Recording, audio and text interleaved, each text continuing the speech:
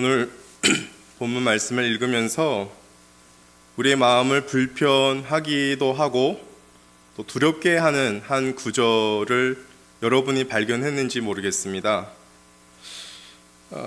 방금 읽었던 말씀 중에 9절 말씀을 눈으로 한번 보시기 바랍니다. 9절 말씀은 이렇게 지적을 합니다. 하나님께로부터 난 자마다 죄를 짓지 아니하니. 여러분이 이 구절을 읽거나 또 들었을 때 여러분의 마음이 어떠십니까? 편하십니까? 불편하십니까? 이 구절 앞에서 바로 아멘, 할렐루야가 나오십니까? 아니면 마음에 좀 철렁하는 그런 마음을 느끼십니까? 아마 대부분이 후자일 것입니다. 왜냐하면 바로 우리가 얼마 전에 죄를 지었기 때문입니다. 멀게는 지난주에, 가깝게는 어제, 혹은 이 교회당에 나오기 전에 죄를 지었을 수 있습니다. 누군가에게 화를 냈었거나 또 우리가 가장 사랑하는 가족에게 쓴소리나 마음을 상하는 그런 말을 하지 않았습니까? 혹은 누구도 몰라도 나만 알게 아무도 없는 곳에서 내 마음과 내 생각과 내 행동으로 은밀하게 또 죄를 범했을 수 있습니다. 우리가 우리의 모습을 가장 잘 알지요. 그런 죄진 우리의 모습을 생각해보면 9절 이 말씀이 불편할 수밖에 없습니다. 그런데 오늘 9절 말씀이 단호하게 하는 말이 뭡니까? 다르게 말하면 하나님의 자녀는 죄를 짓지 않는다입니다. 이런 말씀 앞에서 우리는 종종 모순에 빠집니다. 이 성경 말씀이 틀렸거나 아니면 죄를 지고 있는 내가 가짜일까? 라는 이 둘 중에 하나일 거다라고 우리는 생각하기 쉽습니다.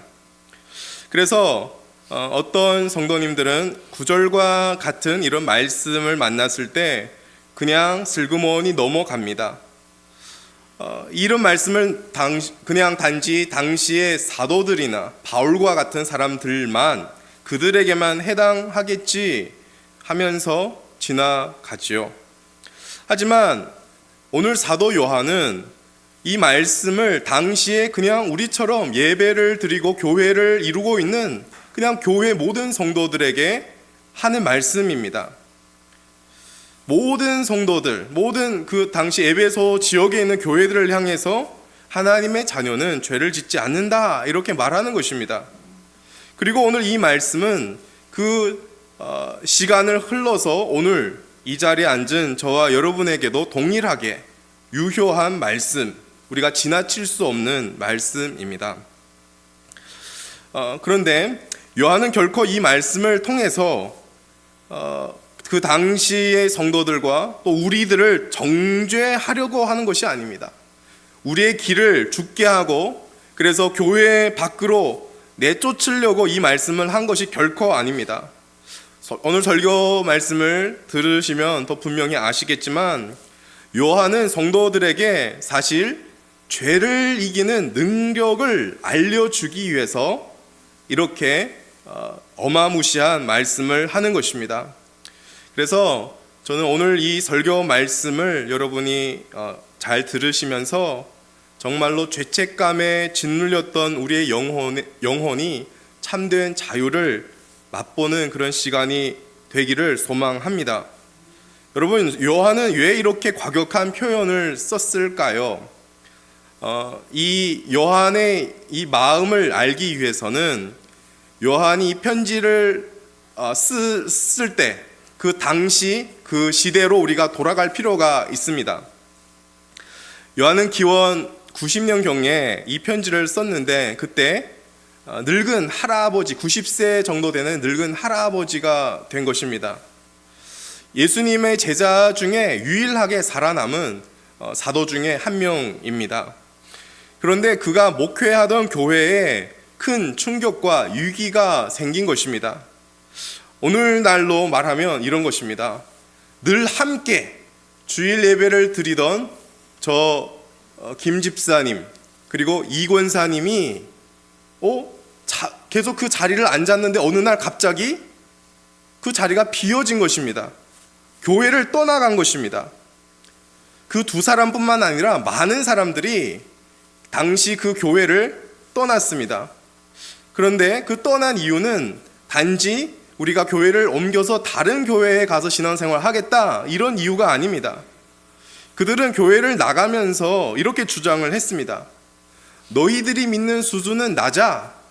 우리는 더 높은 지식을 깨달았어. 그 지식 때문에 이제 우리는 완전히 자유해. 이런 주장을 했습니다.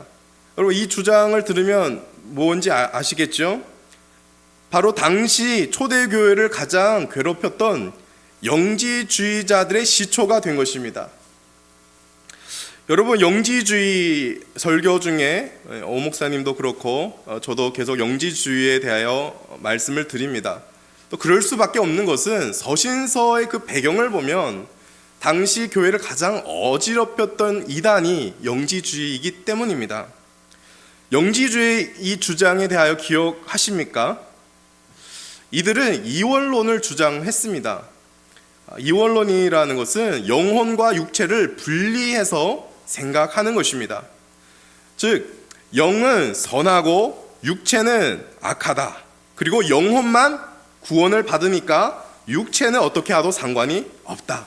이것이 영지주의의 핵심 주장인 것입니다.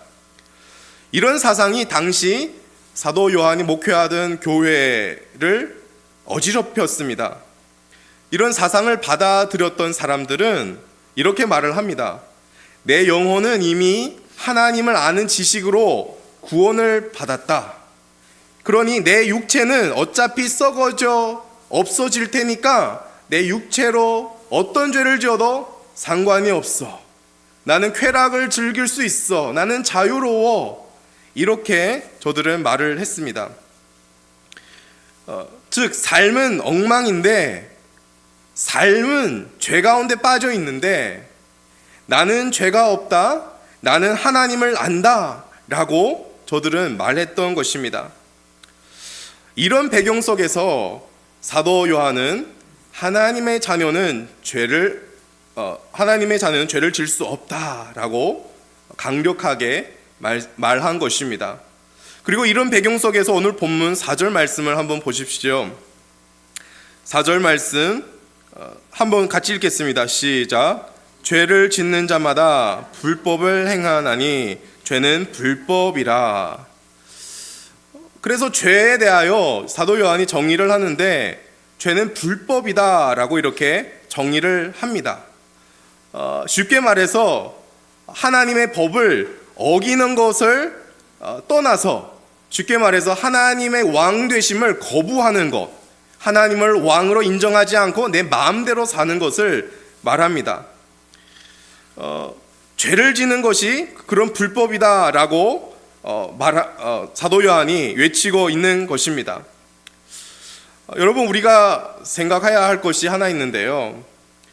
사도 요한 당시의 영지주의자들은 역사 속에서 사라졌을지 모릅니다. 그 당시의 사람들. 하지만 그들의 그 사고 방식은 오늘날의 교회 안에 그리고 저와 여러분의 마음속에 여전히 살아있을 수 있다라는 것입니다. 여러분 우리 시대의 영지주의는 어떤 것일까요? 내가 예수를 믿고 구원받았으니까 이제 세상에서는 적당히 세상도 즐기면서 세상 방식대로 살아도 괜찮아. 그런 생각이지요. 그래서 교회로 모여서 주일 예배를 드릴 때만은 그래도 성도다운 모습으로 예배자다운 모습으로 나아오지만 평일에는 세상 사람과 별 차이 없게 세상 사람들의 가치관 그대로 살아가는 모습. 쉽게 말해서 신앙과 삶이 분리되는 모습. 여러분, 이것이 오늘날의 현대판의 영지주의라는 것입니다. 우리 자신을 생각해 보도 좋겠습니다. 여러분, 우리는 얼마나 연약합니까? 죄와 쉽게 타협하는 우리의 모습이 아닐까요? 신앙의 선배들은 그들의 기도 가운데는 죄에 대하여 통회하고 눈물 흘리고 그런 기도가 참 많았다라고 들었습니다. 그런데 우리는 어떻습니까? 죄를 지어도 가슴 치는 회개가 우리 신앙에서 사라지지 않았습니까? 다른 사람들도 다 그렇게 사는데 나 하나쯤이야.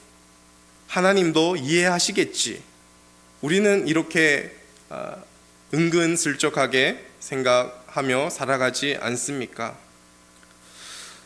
그런 것이 사도 요한이 지금 말하는 죄이고 그것이 불법이라는 것입니다.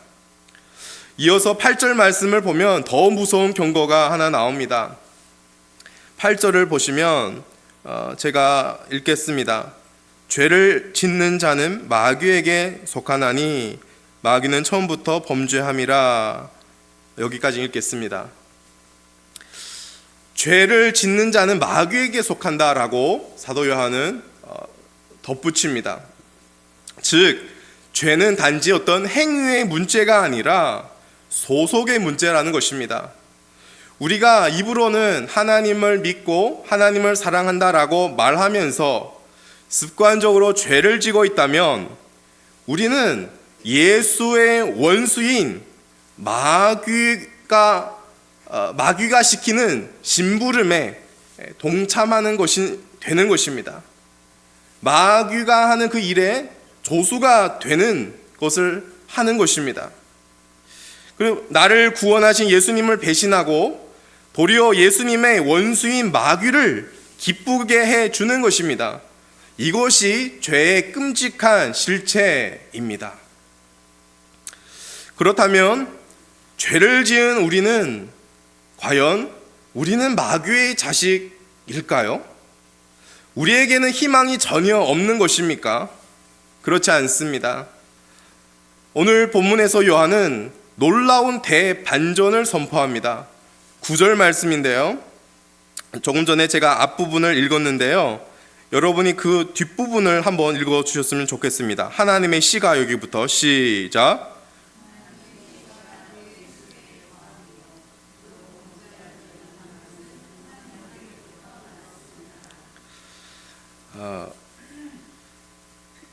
요한은 지금 너희가 노력을 하면 죄를 안 짓게 된다 이렇게 말하지 않고 너희 안에는 이미 하나님의 씨가 있다라고 선포합니다. 이 씨가 있기 때문에 범죄하지 않는다 이런 순서입니다. 범죄하지 않았기 때문에 하나님의 씨가 심겨질 것이다가 아니라 하나님의 씨가 너희 속에 있기 때문에 너희는 범죄하지 않는다 이런 순서입니다. 여기서 하나님의 씨는 무엇일까요? 쉽게 말해 성령님을 가리키는 것이고 예수의 생명을 가리키는 말입니다. 여러분 여기에 두 사람이 있다고 한번 머리로 그려보세요. 한 사람은 시꺼먼 기름때를 옷에 잔뜩 묻은 그런 사람입니다. 작업복에 기름때들이 엄청 많이 묻었습니다. 그리고 다른 한 사람은 이제 그 결혼 예식을 치르게 될 하얀 웨딩드레스를 입은 그 신부입니다. 여러분 이 두 사람이 길을 가다가 진흙탕을 밟았습니다. 그런데 그 기름때가 가득한 작업복을 입은 사람은 진흙탕을 밟은 다음에 그의 반응이 어떻겠습니까? 어차피 내 몸이 더러운데 하면서 쉽게 지나가 버립니다. 그런데 곧 결혼식을 치러야 할 이 하얀 웨딩드레스 입은 신부는 진흙탕을 밟았으면 어떻겠습니까? 기겁하겠지요. 작은 더러움에도 못 참는데 그렇게 진흙탕을 밟았으니까 얼마나 더러워졌겠습니까? 기겁을 하겠지요. 어떻게 해서든지 그 더러움을 막 씻으려 하지 않겠습니까? 우리가 바로 그 하얀 웨딩드레스를 입은 사람들이라는 것입니다. 저와 여러분은 예수를 믿어서 예수님의 보혈로 희게 된 사람들입니다. 예수님의 생명을 가진 사람들입니다. 세상 사람들은 죄를 지면 어떨까요? 괴로워할까요? 물론 이 세상에 정리하는 죄를 지었을 때 괴로워하는 사람도 있겠지요. 그런데 성경이 말하는 그런 죄를 지어도, 예를 들면 사람을 미워하거나 사람을 왕따시키거나 이렇게 하면 괴로워할까요? 아니요. 많이 무감각하는 사람도 있습니다. 마치 시꺼먼 기름때가 묻은 이 작업복을 입은 사람처럼 그 조그만 더러움 때문에 아랑곳하지 않습니다. 하지만 하나님의 자녀된 자들은 어떨까요? 죄가 조금만 묻어도 견딜 수가 없는 것입니다. 영혼이 불편합니다. 마음이 괴롭습니다. 하나님께 미안합니다. 너무나 미안해서 하나님 앞에 나아갈 용기가 사라지고 하나님 앞에서 머리 들 수 없을 것 같은 그런 마음이 듭니다. 여러분, 이것이 거룩하다, 이것이 하나님의 씨를 가진 사람들의 증거라는 것입니다. 여러분에게 질문하겠습니다. 우리는 누구나 다 죄를 안 지을 수가 없습니다. 죄를 지게 되는데, 여러분이 죄를 지고 나면 마음이 편하실까요? 아니면 괴로우실까요? 괴롭지요. 죄를 졌기 때문에 주님 앞에 죄를 지는 순간 주님 죄송합니다, 그런 마음이 바로 마음에 생기지 않습니까? 주님께 너무 죄송해서 마음이 아파오지 않습니까? 만약 여러분이 죄를 지면서 내가 누군가를 미워하고 내가 누군가를 쓴소리를 하고 사랑하라는데 사랑을 못하고 은밀한 곳에서 나만 아는 죄를 진 다음에 나의 영혼이 괴롭고 나의 마음이 아파온다면 여러분은 바로 하나님의 자녀다라는 증거입니다. 그리고 본문은 오늘 우리에게 더 도전을 합니다. 당신 안에 이 하나님의 씨가 있다면 그러면 당신은 이제 죄와 함께 할 수 없다, 이렇게 말합니다. 왜 그럴까요? 여러분, 우리가 웨딩드레스를 입고 우리는 원래 모습을 생각해 보겠습니다. 우리는 원래 진흙탕에서 살아가는 존재였습니다. 진흙탕에서 그 즐거움, 진흙탕의 즐거움을 막 즐기며 살았습니다. 그런데 예수님이 오셔가지고 우리를 거기서 건져주셨습니다. 그리고 우리를 깨끗이 씻어주셨습니다. 우리에게 하얀 웨딩드레스를 입혀주셨습니다. 그런 모습으로 다시 그 진흙탕으로 들어갈 수 있을까요? 들어갈 수 없지요. 그것이 하나님의 자녀 된 자들의 마음가짐입니다. 그리고 그런 깨끗한 모습으로 더러운 진흙탕에 또 다시 들어갈 때 괴롭게 되는 것입니다. 우리는 이 세상을 살면서 언제나 연약해서 다시 넘어질 수 있습니다. 사도 요한은 요한 1서 2장 1절에서 우리의 그 연약함을 동감하면서 이렇게 말합니다. 나의 자녀들아, 내가 이것을 너희에게 쓰면 너희로 죄를 범하지 않게 하려 함이라 하고 뒤에 말씀, 만일 누가 죄를 범하여도 우리의 대언자 예수 그리스도가 있다. 그러니까 사도 요한도 우리가 범죄할 것을 알고 있는 것입니다. 오늘 본문에서도 하나님의 자녀는 죄를 범할 수 있다, 이것은 완전하게 그 어떤 죄도 범하지 않는다라고 말하는 것이 아닙니다.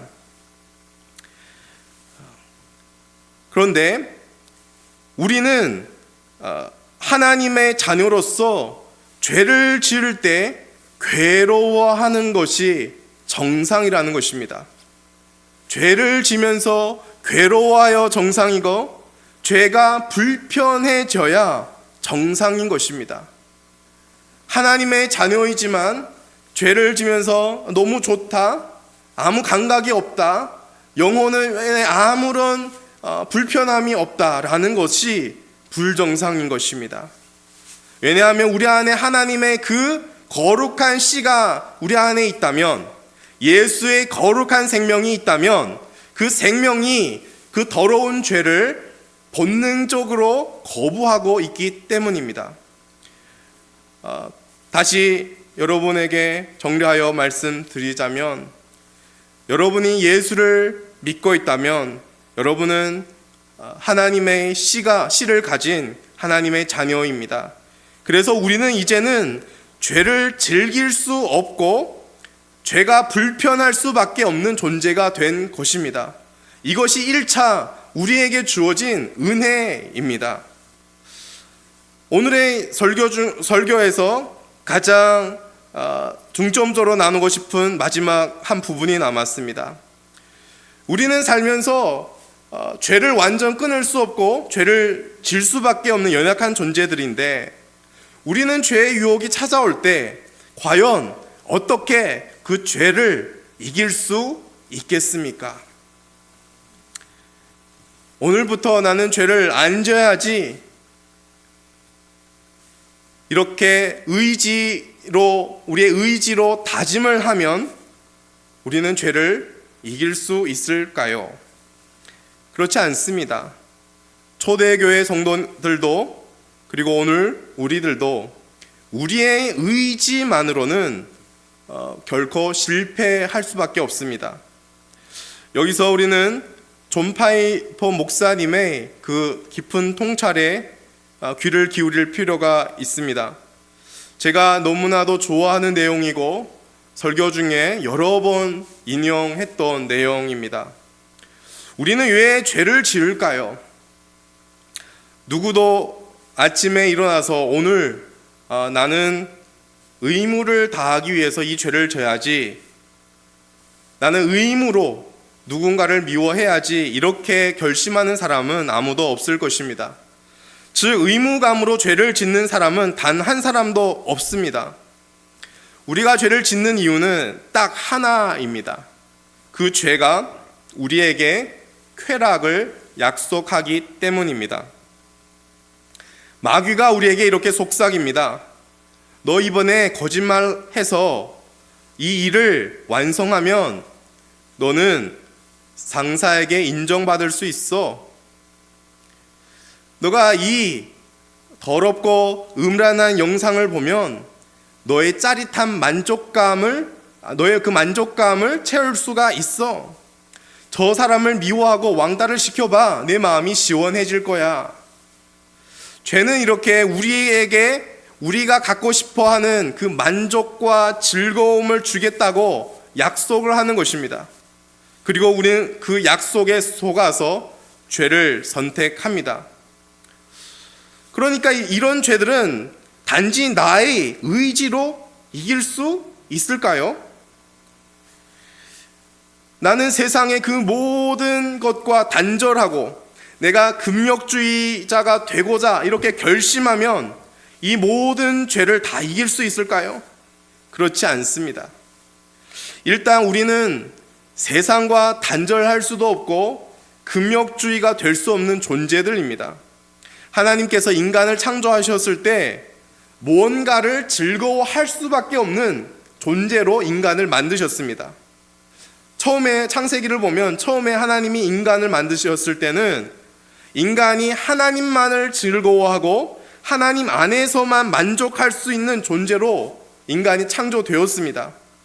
그런데 죄가 들어오면서 죄인들은 하나님이 아닌 다른 곳에서 그 만족과 즐거움을 찾으려고 합니다. 그럼 인간의 존재는 부단히 어딘가에서 그 만족과 즐거움을 찾으려는 존재인 것입니다.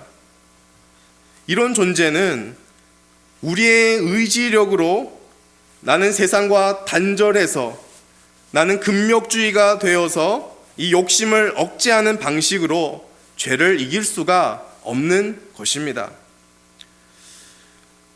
그런데 설령 여러분 가운데 정말 의지가 강한 사람이 있다고 합시다.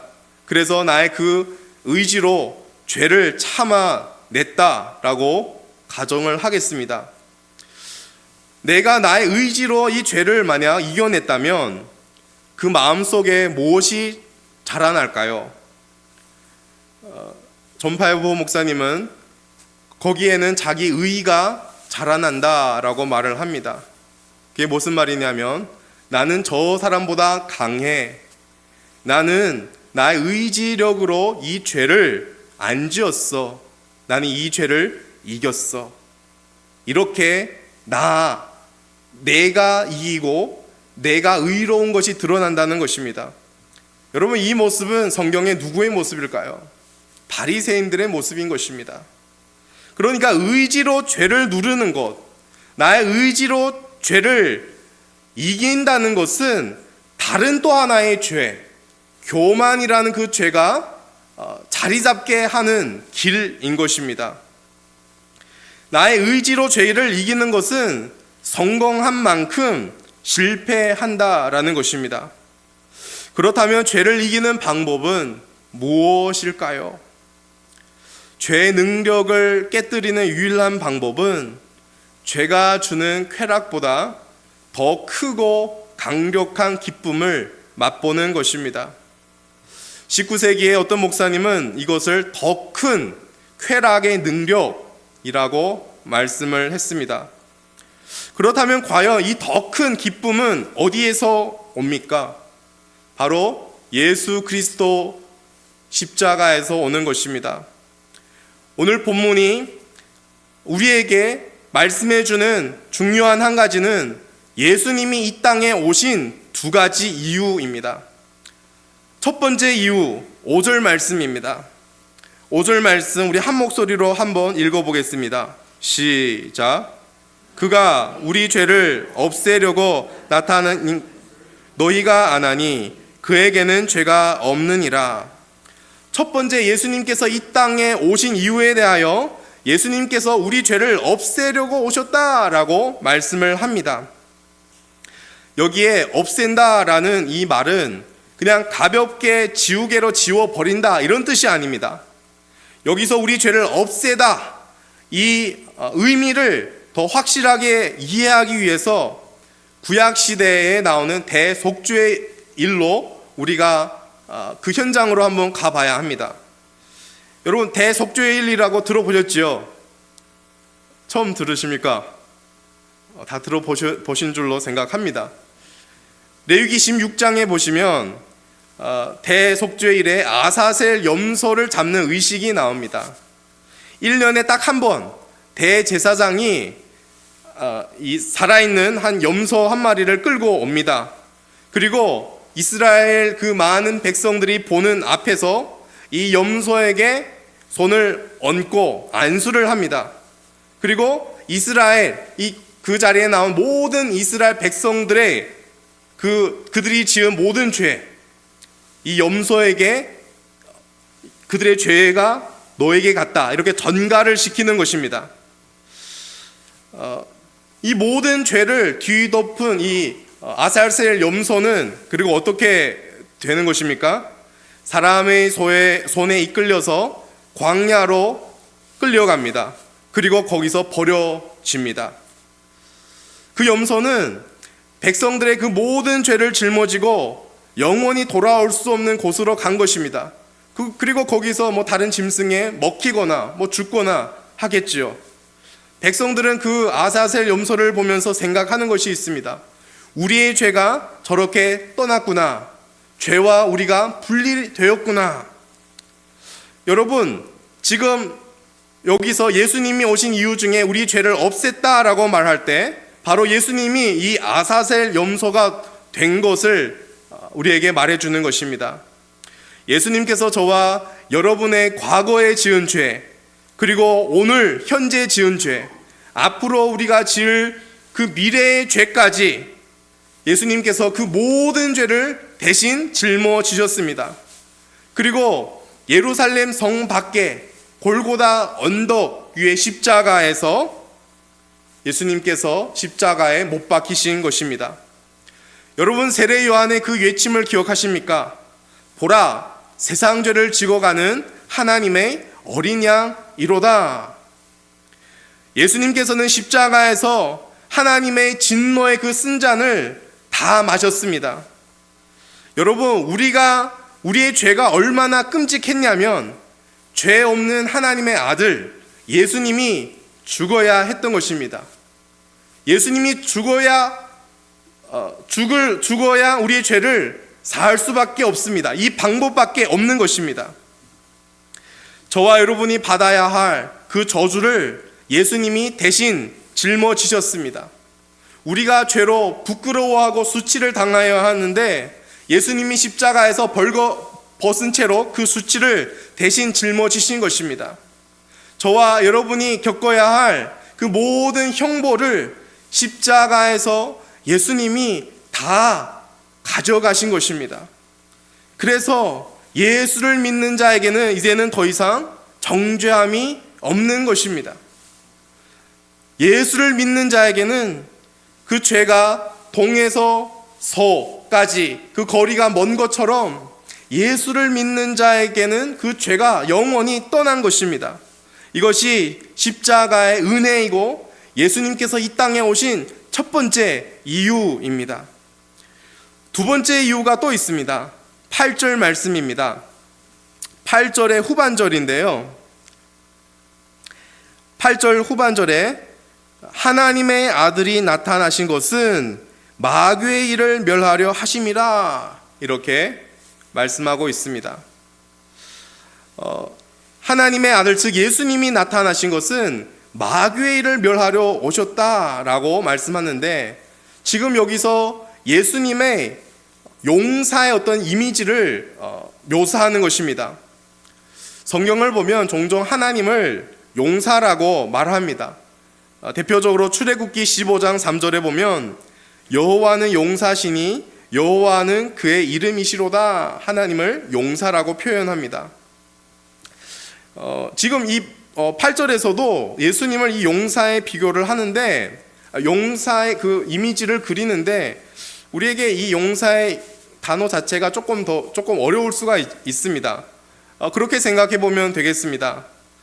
어린 자녀가 맹수에게 물려가고 있을 때 그 사랑하는 아버지가 바로 가서 그 맹수를 맨손으로 박살버리고 그 어린아이를 구원하는 그런 모습이 바로 이 용사의 모습입니다.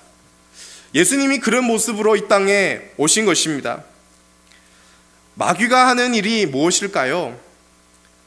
마귀는 죄라는 밧줄로 우리를 묶는 것입니다.